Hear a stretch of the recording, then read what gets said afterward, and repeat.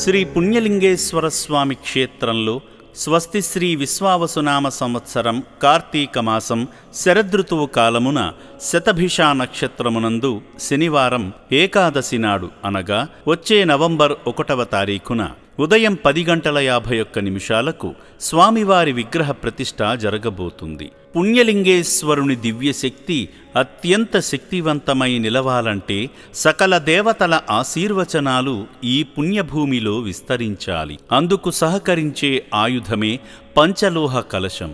ఈ కలశాన్ని ఆలయ శిఖరాగ్రాన ఉంచగలిగితే ముక్కోటి దేవతలు దివి నుండి దిగివచ్చి ఆ కలశాన్ని ఆశీర్వదిస్తారు.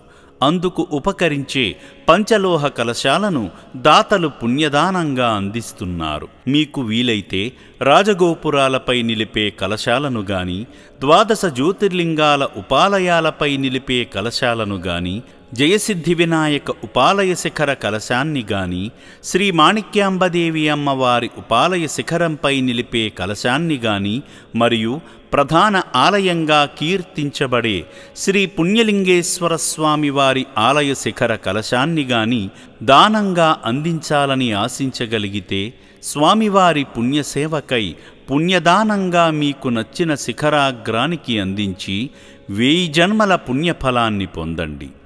రండి, ఈ శ్రావణమాస వేళ పుణ్యలింగేశ్వరుణ్ణి దర్శించి పంచలోహ కలశాన్ని దానంగా అందించి స్వామివారు కలుగజేసే అష్టైశ్వర్యాలను మీ ఇంటి అదృష్టంగా స్వీకరించగలరని ఆశిస్తున్నాం.